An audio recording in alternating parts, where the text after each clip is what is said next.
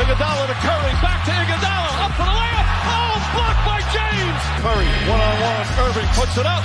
It's good. Kyrie Irving from downtown. The three, steps back, crossover, puts up a three. Rebound James. Second. It's over. It's over. Cleveland is a city of champions once again.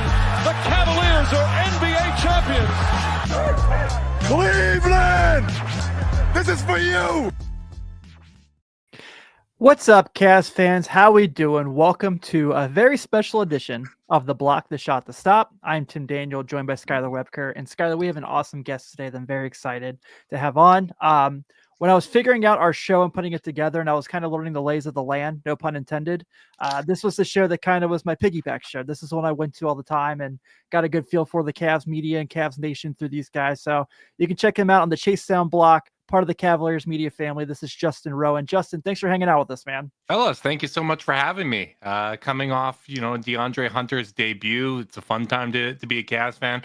We're going to be shortchanged. We won't have Cavs games for a while after this one against Toronto, but a little bit of a break's okay. And at least a lot of them are going to be participating in All-Star Weekend. Yeah, absolutely. Which we're going to get to All-Star Weekend for sure, because I got to get your thoughts on the competitions there as well. But for those who didn't catch your show yesterday, you kind of did a deep dive post game after the Minnesota. I don't know if you want to call that a game, but there were 10 basketball players on the court at the same time, according to the box score. One team just looked significantly better than the other. And you got to see DeAndre Hunter's debut. Obviously, Max Strus was a late scratch, and he kind of steps into the starting role in his first spot. But I know you talked about it a little bit on your guys' show, so you don't have to go too deep if you're already tired of discussing it, but just curious your thoughts overall, what you saw from Hunter for our audience to kind of pick that up. Hey, well, if you've listened to the show, you know that I willingly repeat myself time and time and time again. I thought it was really encouraging. I've been of the belief that at least when we discussed a theoretical pairing of DeAndre Hunter and the Cavs, I felt like that was probably going to be their best five. Whether or not Kenny Atkinson went to it as the starting lineup doesn't have like as much, bearing on me. I think who closes is so much more important. And when you look at how the Hawks deployed DeAndre Hunter, keeping his minutes in a range that kept things manageable, that's kept him healthy, that's kept him effective, I thought maybe that is a potential direction that the Cavs may go. But I really liked what I saw. I really liked, especially those opening minutes, just seeing the length of DeAndre Hunter paired with Evan Mobley and Jared Allen. I think we've had a really good job of bringing guys in, having them commit to the system defensively and playing in position defensively. But we don't have a lot of guys with the length that makes opponents change their decision on whether or not they're going to get that shot up. And DeAndre Hunter is absolutely one of those guys. So I'm excited for what this can mean for them for the rest of the season. And honestly, the next few years, because he's under contract for the next 3 years. Yeah, that's something that Kevin and I talked about after last night's game too. Is he's making about the same money as Max Strus, and I don't really care if you start him, but what he brings to the Cavs is how you finish a game. You can still have lengthy defense out there in close games without sacrificing any scoring or shooting opportunities that he provides to you. So I think the Cavs brought Hunter in to kind of be that guy in close games, in close series, and playoff series to help close out alongside kind of the core four. Yes. Yeah, I totally agree with that. And I like the positional versatility with him as well. I think when you look at him defending down to Aaron Edwards, I don't know if he would do it. If the team was fully healthy, I don't know if he would do it as frequently as he did in that game, particularly in those one big lineups. I think he'd be playing maybe a little bit more four, or maybe Dean Wade's going to be playing the four in those spots. And you would have a Max Strus or an Isaac Okoro who's done a good job on him in the past, playing as the primary defender. And then all of a sudden, in this switch-heavy Cavs defense, Ant's getting a screen and boom, you get hit with DeAndre Hunter. Boom, you get hit with Evan Mobley or Jared Allen. Like that is... I think that's what makes it so appealing, rather than thinking of him as kind of the traditional stopper where you have to really, we're committing to him on the opponent's best player for 48 minutes here, and let's fight through all these screens and whatnot. The Cavs are comfortable conceding those screens, and I just feel like Hunter gives them less vulnerable points within their defense for the opposition to attack. Yeah, absolutely. I think the other thing that's nice too is like you mentioned, so obviously not fully healthy, and just having that flexibility when Isaac Okoro comes back, where if you do need to play small, especially if you go in the playoffs and you play like in Indiana, like that's going to be a team that you can really kind of. They like to throw a lot of creative lineups out, the Rick Carlisle's offense, and the Cavs now can really combat that with a lot of their defense as well, bringing him in. And obviously, I think we're talking about all this defensive stuff. He's had his best shooting year of his career so far, and now he's coming to Cleveland. And so, my two quick questions on Hunter before we move on, Justin, are one: are the Cavaliers doing our own version of Villanova with this acquisition that the Knicks are doing? And two, how much do you think he's going to really enjoy playing with Darius and Donovan, who are excellent playmakers and just have that catch and shoot ability? I don't know if we're going that far, but it does seem like from a personality standpoint, he's a fit with this roster, right? We joke that there are a bunch of nice young men on this team, and I think he falls more into that kind of quiet persona rather than some of our larger personalities that we've had. Tristan Thompson, Max Strus certainly is not shy to share some words. So I think he fits in from that kind of standpoint. And I do think, having Donovan and Darius is going to make his life a whole lot easier. I think Darius is one of the most talented playmakers in the league. And not that Trae Young isn't.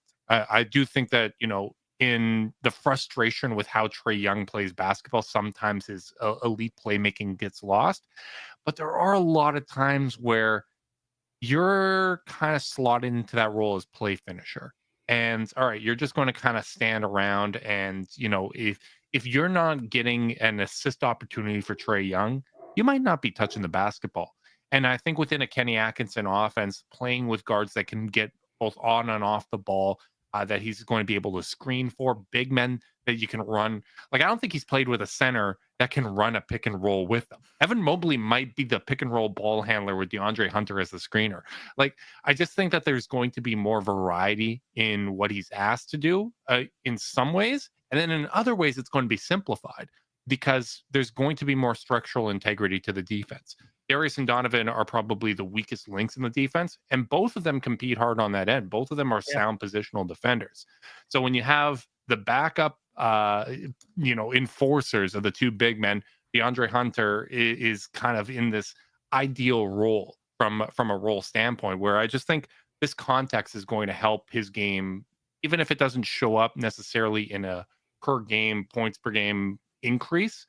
I do think it's going to accentuate what he does well really nicely. So you don't think that that Ty Jerome and DeAndre Hunter are telling Kobe Altman they got to go get Mafia Kabengele back? Like, that's not a conversation right now? I don't know if Ty has that much clout, but he's obviously built quite a bit here. I mean, now that we're acquiring his buddies, this is a big step. Yeah. I guess we'll stick there actually, because I think one of the great things about this cast team is obviously their depth and how great the bench has been throughout the year. And he's kind of been the spark. I know when Karras was here, Karras had a lot of really nice moments, but like Ty's been really the most consistent. As not only that third ball handler, that third playmaker, but of late, one of the things we've been pointing out quite a bit, and I think you guys have too, is just the willingness to attack the paint and just find like his floater a little more and attack the backboard a little more. What have you kind of been your biggest takeaway throughout the season for Ty Jerome? Obviously last year didn't have him for all of 22 minutes on the court, and then this year really kind of been a guy you can make an argument for a 6 Man of the Year candidate. Yeah, I think what surprises me the most, and when we were coming into this season, I think this is the best way to kind of capture my surprise. I talked about how we kind of had to ride the ups and downs of Karras as that backup ball handler, right? Like you're going to have some volatility there. You're going to have these incredible scoring outputs and really good playmaking stretches. And then you're going to have stretches where it kind of goes just a little bit sideways. And what I said about Ty Jerome is it's really nice to have someone that just takes care of the basketball. He's had a great assist to turnover ratio his whole career. He's an an efficient, mature ball handler, and he's just going to give you less volatility there. So I said, maybe Kenny Atkinson's going to be able to go to Ty on those nights where Karras is a little more volatile. I did not expect Ty Jerome to have those same kind of peaks. I thought we were talking about a higher floor with a lower ceiling when Ty Jerome was out there. I didn't expect him to come out with these massive scoring performances and to be as assertive as he has. And, I think I was a big fan of the signing before I knew he was capable of doing this. And when you look at what he has been doing since, I think it's helped give them the confidence to go out and sacrifice some ball handling in order to bring in DeAndre Hunter and address different needs, right? Sometimes you address those, internal or external needs with a trade. Sometimes other guys are going to step up and fill that void and create new possibilities for you. And I think what Ty Jerome has done, and to a lesser extent, Craig Porter Jr. in the opportunities that he's had, I think that made them more comfortable with potentially sacrificing some of that to go get Hunter. And I think, I've talked about this like before, but I think the Cavs kind of viewed Ty Jerome and his contract coming into the season as, well, we'll see what we get. But if anything, he's a guy that we could shed and get under the luxury tax. Then he came in and kind of set the organization on fire, and he became indispensable here at this trade deadline. And like you said, made it okay to, give up LeVert and Niang to kind of take a home run swing to get DeAndre Hunter. And I think another person that kind of made the Cavs feel okay and taking that swing is Jalen Tyson, kind of coming in and showing that he can contribute at an NBA level, kind of made him feel, okay, we can sacrifice a year of Georges Niang, basically. Yeah. 2 months of Karis LeVert and a year of Georges Niang for DeAndre Hunter. Yeah, and I think, looking at what Jalen Tyson's kind of done for them so far, listening to what they said basically after drafting him was, hey, Jalen Tyson's kind of the successor to Karis LeVert. Like we kind of view him as someone that is going to be able to bring a little bit of that ball handling in. You look at what he did at Cal, he was basically, the sun, the moon, and the stars for that offense. He was out there doing everything. And what I find so interesting about kind of the Jalen Tyson career trajectory to this point is, look at Texas Tech. He was strictly a 3-and-D player. Yeah. Then Cal needed him to be a more high volume playmaker and really run the offense in a very heliocentric way. For him to go, okay, like that's kind of what got me drafted, but I also have an understanding of what's going to get me opportunity on the Cavs. And it's going back to that, it's going back to the old me. I'm going to give you 3-and-D. I'm going to really attack the offensive glass and fill in a whole bunch of different ways. I don't know if they're necessarily counting on him as like the insurance of, hey, like if, Ty gets banged up, we have Tyson that can step up in that LeVert role. But I do think having another guy that you at least find interesting, that you find promising, that seems to be a fit on and off court, I do think that gave them some comfort and some flexibility, even if you're just talking about, hey, we're committing to another salary these next few years in DeAndre Hunter. Having a cheap first-round rookie deal on the books and potentially be part of the rotation, it's going to make that a little more feasible for us. Yeah, absolutely. So we've somehow done this show 13 minutes and without mentioning Garland, Mitchell, or Mobley for a lengthy conversation. That is a miracle. Or Allen. Yeah, or Allen for that matter. The guy who should have also been an all-star, but I guess they thought Trae Young was more valuable to that. Be that as it may. Seeing this core four come together with this group of guys, and obviously it's, the BL, I wouldn't say the BL end all for this Cavs team, but this is the game plan. These four guys are what's going to lead this team for the next few years. Seeing the way that they've really gotten along with Kenny Atkinson, really gotten behind him. From your perspective, just kind of curious, I'm sure you thought, hey, this team was going to be really good. And we talked about this with Spencer Davies recently, where, we all thought this team was going to be really good. We didn't think we were talking about 10 losses going into the All-Star break. For you, if you could kind of analyze real quick, your biggest surprise that you didn't see coming with this team. Like I said, we all thought they were going to be good. Mm-hmm. But I don't think we all thought they're going to be as good as they are. I think my biggest surprise is that all of the best case scenarios could hit at once without taking away from one another, right? Because I think a lot of the stuff that we identified prior to the season ended up coming to fruition, right? Like Darius Garland, I thought going into last year, I felt that he was ready to take that all NBA leap. And I think if he didn't get injured the way that he did, dealing with the hamstring and the shooting hand and then the jaw and everything that he went through. I think that, I felt like he was primed to make that leap. I didn't know if he could, one, get back to the level he was at before, two, take it a step beyond that and get back not only to where he was before, but establish himself as a potential All NBA player. I didn't know if all of that could happen without, maybe taking a little bit away from Evan Mobley. Like, there's only so many reps that can go around.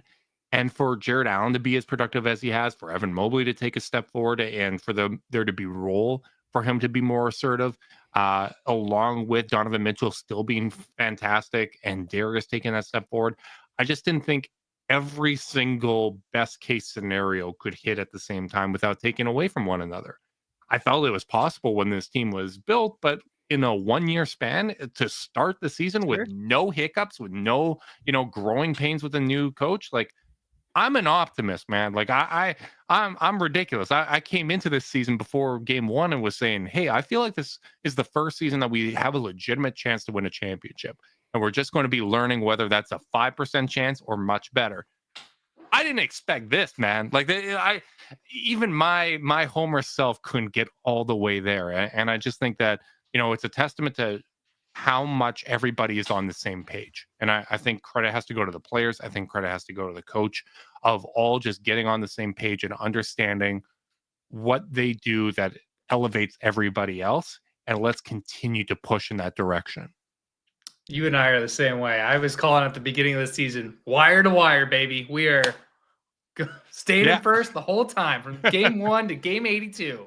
I'm pretty optimistic, and I wasn't that high up. So, yeah. Do you see potentially, if your non-biased opinion, potentially adding a big in the buyout market now, or do you think they're going to kind of roll what they have and maybe rely a little bit more on Tristan Thompson and Jalen Tyson more than we anticipate? Well, I mean, I'm cheating a little bit here because they technically do have to sign somebody. There are 13 roster spots right now. I'm not sure what the buyout market is going to kind of materialize. I saw Christian Wood just got waived before this. I don't know if that's someone that they would consider. There's always been a little bit of off-court noise there. So when you're dealing with a buyout guy, sometimes you have to kind of weigh that from a risk-reward standpoint. But it'll be interesting to see who kind of gets bought out by that March 1st deadline, right? I think in the meantime, I would kind of expect them to do the responsible thing, which is, unless there is a clear-cut buyout guy that, yes, we want this guy, we're going to make an offer to them, ride it out a little bit. Let's do the 10-day dance. Let's maybe Naquan Tomlin, you haven't been on a two-way this year, but we like what you've done for the Charge. We're going to reward you. Here's a little extra spending money for you. Here's a 10-day contract like they did last year with Pete Nance, who went, not being on a two-way to 10-day contracts.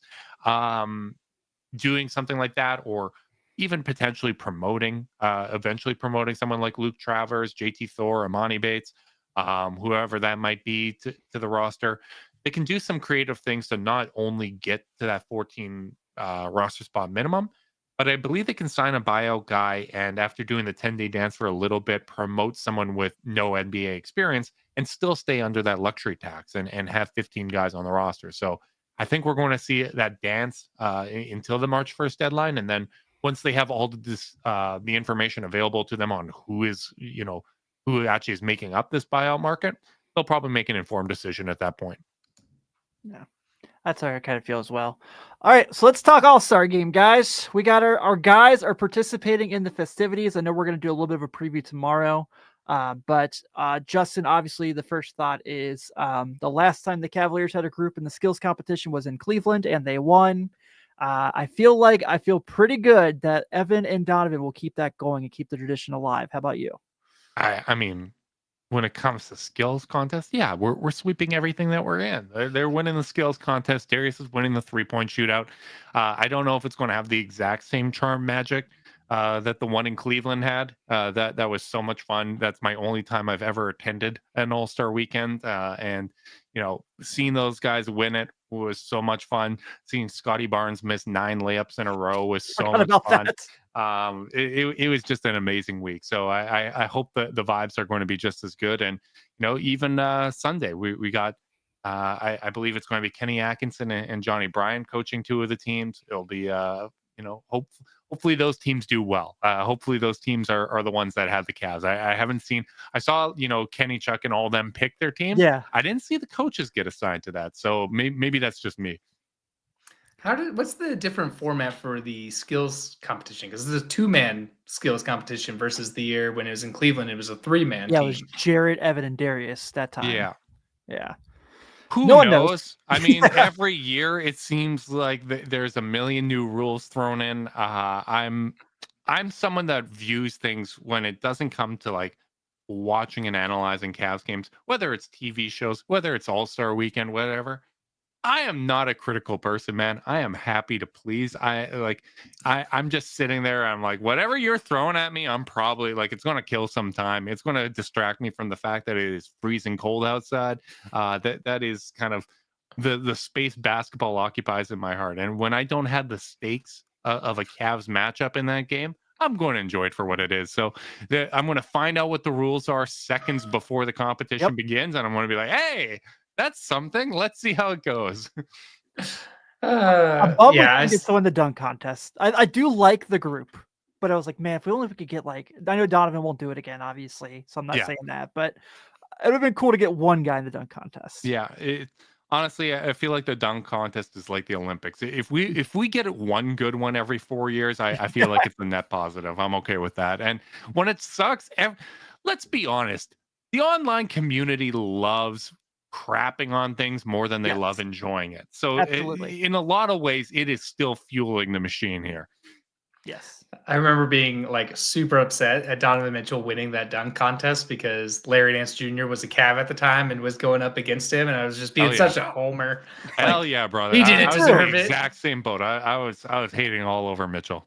Yeah. But now, benefit of hindsight, yeah, Donnie deserved that. Yeah, totally deserved it. Yeah. What a fun team, man. It's just so fun to kind of watch this team on a day-to-day basis. Kind of, want to bring it back to the conversation, the basketball conversation on court. So, and again, kind of figured off what we kind of had this conversation with Spencer Davies about, just kind of, not that the JB Bickerstaff group wasn't super analytical, but it seems like this Kenny Atkinson staff has really kind of gotten really deep into it, and you can see the players really adapting to it. One thing I kind of mentioned was Donovan Mitchell, even though he's not, ever going to win a DPOY by any means, but how much more aggressive he's been defensively and how good he's really been at long rebounds and starting transitions that way. For you, I know obviously the biggest takeaway you can say, the easy answer is more wins in the comparison of coaching staffs, and obviously one's much more offensively led and one's defensively led, but big picture for you, where's the kind of the thing you see that jumps out the most since Kenny Atkinson's come in the door? I think some of it, obviously to start the year, I got to give him a lot of credit with the approach, right? Like understanding that there is a foundation here. We don't have to reinvent the wheel. Let's just kind of augment it and tweak it and build upon the foundation that was already there. I think sometimes when new coaches come into a situation, they want to put their stamp on it, right? Like, and I think you see that even from ownership, right? Like new owner syndrome is absolutely a thing. It can make you do crazy things like trade Luka Doncic. Right, Phoenix. Man, that is absolutely a thing. So I really enjoyed that. And then the part that, I don't know how much credit or how much responsibility the coaching staff has for this compared to the last couple of years. But I kind of liked what we would run early in the year with JB. And then it was like, we just started running out of bodies, right? And things had to get simplified, and we weren't building upon the foundation we had laid earlier in the season. This year, it feels like the team is still, even after wins, they are problem solving. They are looking to add new wrinkles to the offense and defense. Listening to Ty Jerome postgame, he was talking about how they let their foot off the gas defensively, and it's a step in the right direction, but we want to do better. Like this team, the way they talk about success indicates to me that they're not happy with it, and or they're enjoying it. No one's going to deny that they're having fun, but they have their goals and their sights set higher than this. And I think they recognize the moment. I think This is a team that's been together long enough and gone through enough failings that they know what it takes, and there's that proper hunger, that proper maturity, and that's something that only really comes with time and experience. But I think that's one of the biggest shifts this season, and maybe some of it does have to go back to the coaching staff of, hey, their minutes are being managed. They're being really conservative with injuries, right? Like Chris Fedor had the report that Dean Wade's good to go. He could be playing right now. But because, All-Star Weekend's coming up and we can give you an extra 10, 11 days off here and make sure that this isn't something that lingers, like that conservative approach and the way that they manage minutes, maybe that is a contributing factor for why they've managed to stay much healthier this season. Yeah, we've said it the whole time that like the fact that there's only been, I think, one game where anybody's played over 35 minutes this year is impeccable. And think about all the teams that they've had to run through and still only had one game where anybody's played over 35 minutes. They've played LA twice. They've played the Warriors twice. They've now played the Wolves twice, Denver twice, Dallas twice now. Boston 3 times. Yeah. Yeah, Boston 3 times. The Magic. I mean, all these teams, these playoff teams, the Knicks, the Thunder, like they've played all of the top caliber teams and have stayed fresh through it. And most of the times they're beating the brakes off those guys. But and the impressive thing about that is a lot of those teams aren't taking the same approach, right? Like they're playing their guys 36, 38 minutes to try to beat the Cavs. And we're just kind of taking, the long-term approach. And it's really fun to watch because they're not chasing wins. Like they're not going all out and playing guys 40 minutes when a game seems like it's in the balance. So it's really trusting everybody to contribute, playing a deeper rotation. I've always been more in favor of like a 9-man, but Kenny likes going 10-11. Like he was fine playing Luke Travers and Amani Bates in the first half against the Minnesota Timberwolves. And that's a team that's on a roll. That's a team that's a top 6 offense, a top 6 defense, and had been playing really well offensively recently. Like that's a lot of confidence in what you're doing, and also just probably a lot of confidence in the ability of having at least 2 of the core 4 on the court at all times and what that does for your floor. Yeah, absolutely. Well, Justin, this was awesome, man. I'm so happy we got to make this work. I know I had reached out to you back in the summer and we got to put this together. So I really, really appreciate it. Before we do get out of here, I'm sure every Cavs fan knows where to find you guys, but if there's for some gosh reason anyone doesn't, please make sure to give a shout out to the YouTube channel, your social medias, anything you possibly can. So the floor is all yours. You never know, man. Like people, they come to Cavs fandom and they're podcasts in different ways. Really, really appreciate you guys for having me on. Wherever you found this podcast, you can find the Chasedown. You guys know where to find podcasts. Go find the Chasedown. We also go live twice a week on the Cavs YouTube channel, so like and subscribe there. I don't really tweet or skeet on Blue Sky that much these days, but you can find me at Kazanada on either of those sites. Just slap the Cavs in Canada and you'll find me there. Yeah, and important to note that you guys were the Blue Wire Cavs podcast before us. We were, yeah. We were. It was. I think we were the first 4 podcasts when Blue Wire first launched. Us and Light Years were the 2 basketball podcasts at the time because Warriors and Cavs were good at that point, so that opened up some opportunities for us. That was pretty damn cool. But yeah, love Kevin. Blue Wire is a fantastic company, and as much as we were really, really excited to join up with the Cavs and have that partnership, part of it hurt, man. We loved everyone at Blue Wire. They were so supportive of us when we made the transition. They were incredible when we did our City of Champions series as well. So always got love in my heart for everyone at Blue Wire. Yeah, we also agree because they let us do this. So awesome. Justin, Dad's talking Cavs. Dad's talking Cavs. That's right. Justin, yeah. Anytime you want to hang out with us, man, the door is always open. So thank you so much. As are my DMs, man. Reach out, let me know. I'm more than happy to come on. Perfect. Absolutely. Well, guys, we will be back tomorrow after the Raptors game. Like what Justin said, please check out the Chasedown to begin your Cavs rotation of podcasts along with us here at the Block the Shot to Stop. On behalf of Skylar Webker and Kevin Lynch, I'm Tim Daniel. Have a good night. We'll see you tomorrow. Go Cavs.